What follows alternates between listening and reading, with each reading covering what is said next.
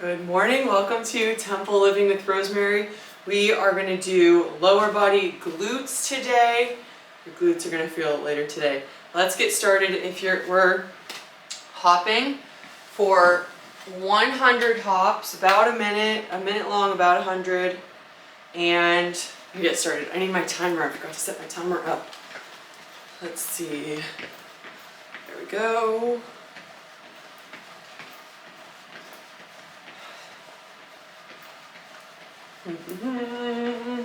There we go. Okay. Who's prepared for today? There is one more day on Old Navy sale. I ended up because I don't know what to get my husband. Do you guys know? Do you have ideas for your husbands? Let me know if you do. Alright. Next thing, if you can't hop, just bounce. My hair always is falling out with this one. Alright, the next thing we're going to do is the hop with the hip turn. I started going through my Bible study journal to share it with you guys and share it in my sisterhood Facebook community. And I'm loving it. It is so good. I like to journal in the morning after I read the Bible, but I just have like a full notebook and I try to fill a page, and it really takes a while. It takes like 20 minutes to journal that way, and sometimes I'm like just not getting very specific in what I write, so it doesn't feel very like it's doing a lot. I know it's doing something, but man, when I started getting into this Bible study journal, it's like so much more specific, so much quicker, because the pages are smaller and I'm just filling what I have, and I feel like it's going to be so effective. Okay, body waves. This is our lymphatic drainage warm-up. It is good for boosting your immune system, getting rid of some puff, deep bloating, and I think this whole workout is amazing for regulating. If you feel dysregulated throughout your day, working out any form of exercise really helps me. That's why I created the term, what we do in our house, called showdowns. It's when you gotta have a clean living room, then you have a showdown, and you see who can do the most, whatever exercise the kids pick, and whoever does the most gets to be the tickle monster. You're just getting in my face. Okay, now we're gonna do chest openers. So you're bent over, arms out, you're opening up. If you're new here, please subscribe on YouTube. We're trying to get to 50 subscribers.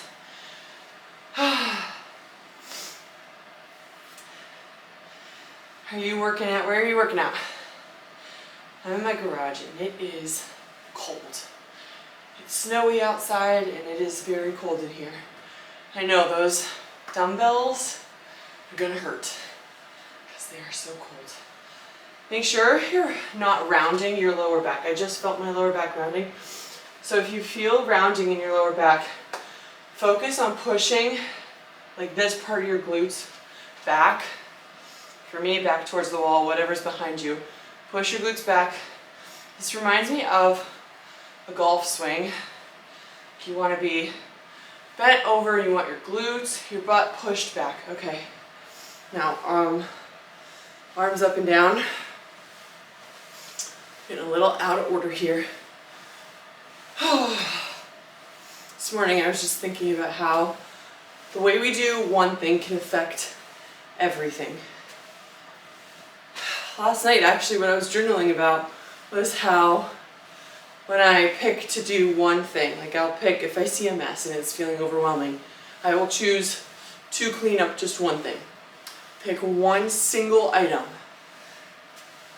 And that willpower to go pick up one thing when I just want to sit down is so helpful It's so helpful. It gets me going. It's like you know how Newton's law of an object in motion stays in motion unless an outside force acts upon it.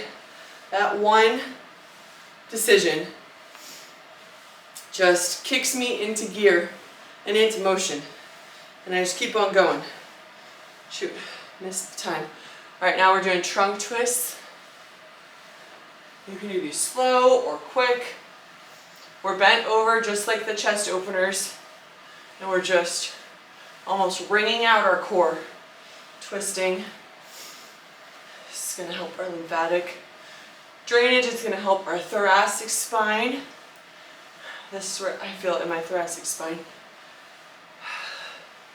Sometimes I think the best thing when everything feels out of place is movement. And I love, shoot, what's it called? Darn, the words are isometric. When you're doing one side, when you're isolating one side, isometric maybe, because then I feel like you can't overcompensate. When you do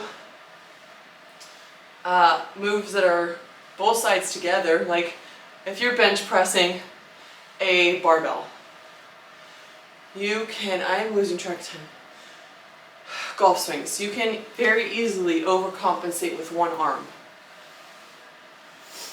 When you overcompensate with one arm, then you're throwing off the balance in your body. So when you do dumbbell bench presses, it's not really what I'm thinking of isometric. Like isometric for me, whatever word I'm trying to get to, is you're laying down and you're just lifting one arm at a time. Maybe you're alternating, maybe you're doing 5 on one side, 5 on the other. That's the thing I'm talking about. So when you're doing it with a barbell, you can really overcompensate with one arm. When you're doing it with dumbbells, you can't overcompensate as much. And when you're doing one arm at a time, you really can't overcompensate, and you have to engage your core a lot more. All right, ballet squats and lateral lunges, and we're done with this warm-up.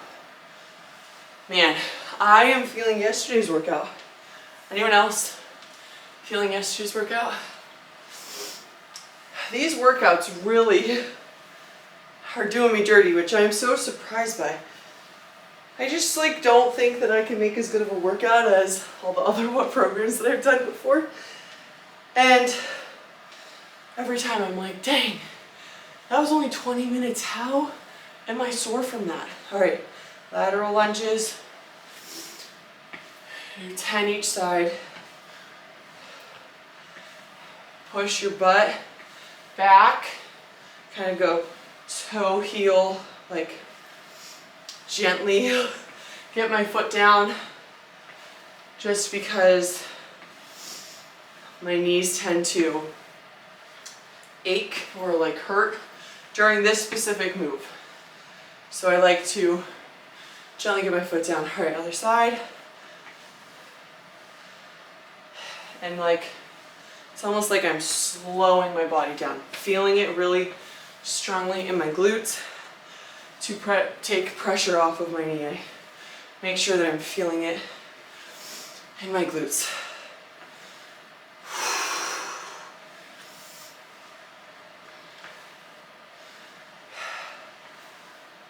All right, last one. And let's get to it. We are going into goblet squat with pulse. We're gonna grab one dumbbell. It's gonna be right up here. Our feet are gonna be pointed like a 45-degree angle outward. We want our knees tracking over our feet or outside. We don't want them caving in. We're gonna hold it here and go down and up. We're doing 40 seconds on, 20 seconds off. This is gonna burn 40 seconds of squats, like they really do you dirty. So I'm just gonna do 25s. I feel like I could do 35. I don't have 30s, but I'm gonna do 25s. And then we're gonna do curtsy lunge with kickback. We're alternating. So we're gonna do 2 dumbbells. We're gonna go here, and then kick back. If you have the space to kick back, kick back. If you don't, you can kick out. Just working on our balance and giving that extra glute push. I actually think maybe I should move my bench forward. There goes the book. I wanted to show you. All right, here we go. Goblet squat with pulse. We're gonna start in 10 seconds.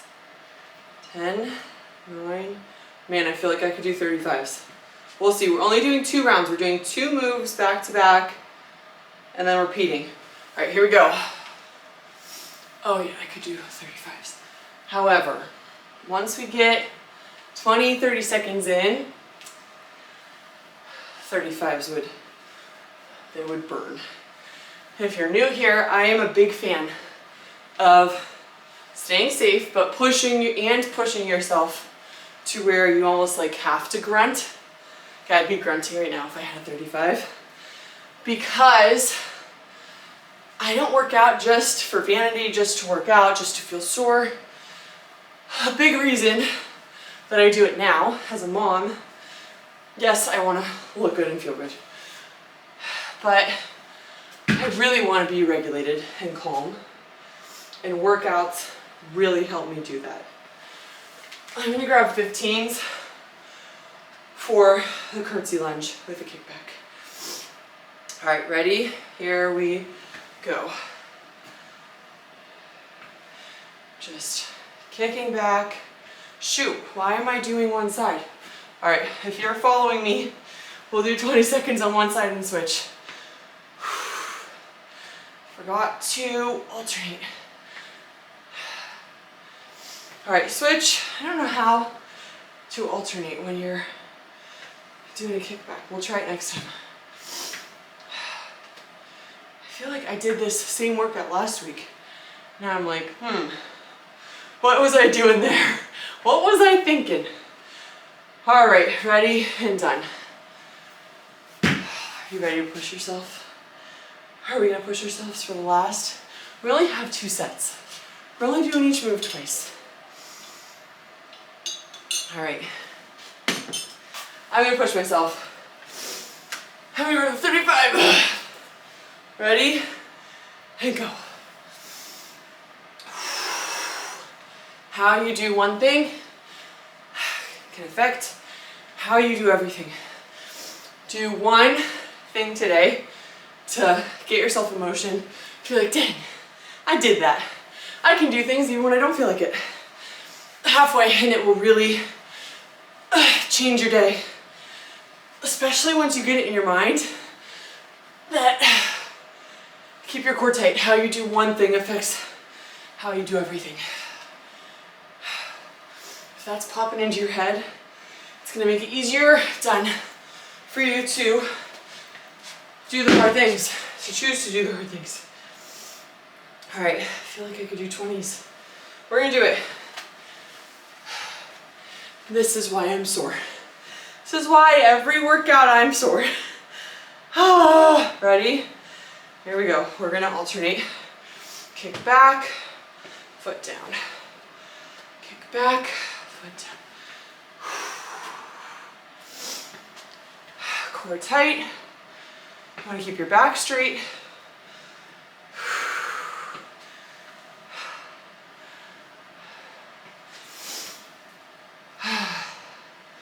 Let your yes mean yes, your no mean no. 10 more seconds. I made it into the book of Revelation. Some of it, all right, we're done. I'm like, what are we talking about here? Like, I kind of want to go look up the history and understand it better. All right. If you have a tendency to have a sore lower back, really focus on keeping your core tight. Something you can do is lay on the ground, get something like a bench or a seat, put your feet up so it's kind of like a 90-degree angle. Like you're laying, your feet are up on the chair. push your lower back to the ground. That will help take the pressure off. Okay, RDL, reverse dead lift. Your single leg. We're going to go on the right for 40 seconds, then on the left for 40 seconds. We ate out last night and I am not feeling it. Why did I do that to myself? 15 seconds and then we're going to go, I'm going to try 20s. I already feel like my abs are sore. And I don't know if it's from eating out or what. Ready? Here we go. Right leg. Find a spot on the ground to focus on. That's whatever, 3-5 feet in front of you. If you need, when you're looking up, find a spot on the wall. Just focus in on those. Halfway. I like to focus on keeping my leg that's going up pretty straight, my foot flexed.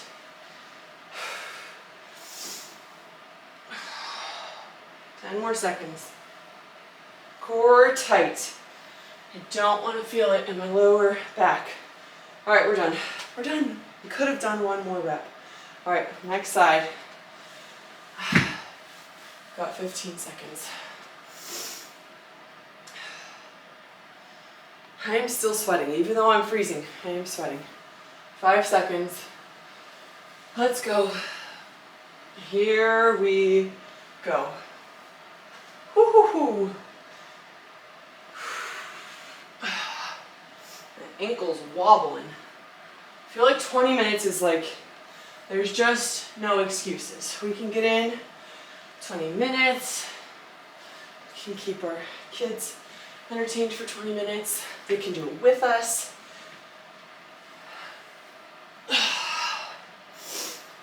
10 more seconds now. Oh man, really feeling off balance. All right, we're done.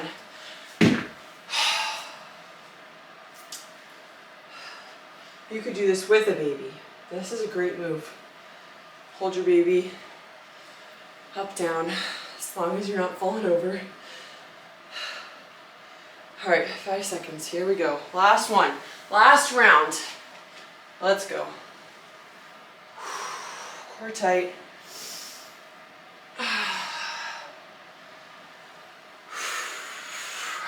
What is your favorite book of the Bible?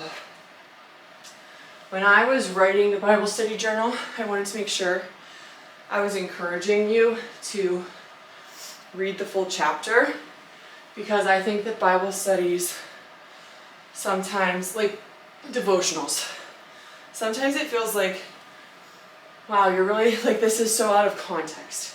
Is this really what the Bible says? Is it really? I stopped doing devotionals because we're done. I felt like, is this really what the Bible's message is? Or you just tell me what I want to hear? So I wanted to make sure you got the context, so I encourage you. 4 seconds, 3, 2, 1, last one. I encourage you to read the chapter that it's from and get a feel for it. And so I was using a verse from Ephesians 4 because it really stood out to me as talking about saying things that are edifying and the things that people need to hear.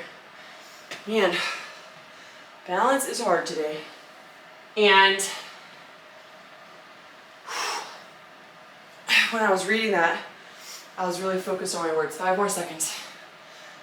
And trying to be uplifting and encouraging. We're done. All right, we're going to shake our arms out and we're done. So when I was reading it, I was really focused on saying the good things, noticing how the way I talk to my kids and my husband, like if I'm appreciative and noticing the good, I feel like the good gets better. I notice more good and they're encouraged to do more good. Whereas when we're really critical, I feel like it just isn't as effective.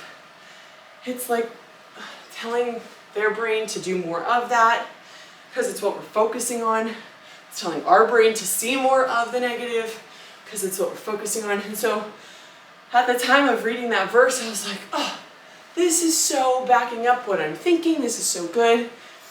And so then I'm writing this Bible study journal. I'm like, all right, let me practice what I preach. Go read the whole chapter. And it almost made me want to change the verse that I used from Ephesians 4, because the beginning of that chapter talks about living in a manner worthy of the calling you have received.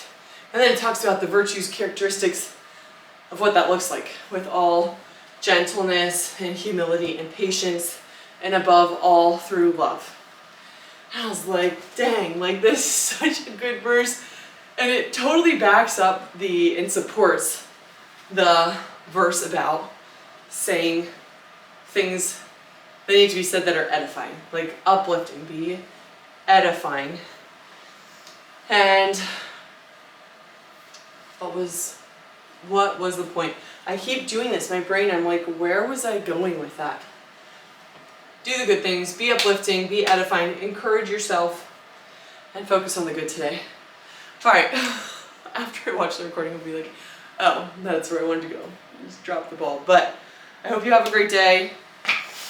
If you're looking for support in motherhood, if you're feeling like just stuck, burnt out, if you want to support me, I would be so honored if you purchased my book, Grace in the Chaos. It's a Bible study journal for moms. You go through 8 weeks, you get a Bible verse, and what you're going to get out of this is you're going to learn how to train your brain to bring up Bible verses. What we do is we focus on the hardest part of our day, maybe the part we wish we handled better, and we write about how we handled it. What Bible verses are coming to our minds to help us handle it better. And it is wild the way it affects our day. It affects the way your mind works. It's like you catch that thought, whatever that negative, resentful, frustrated thought is, before it turns into rage and yelling and reactiveness, and you replace it with a Bible verse, or you still hear that negative thought, but then a Bible verse pops right in to help you fight those temptations, fight those urges. I just love it. I think it is so effective. It is for sure a game changer. And I hope you have a great day.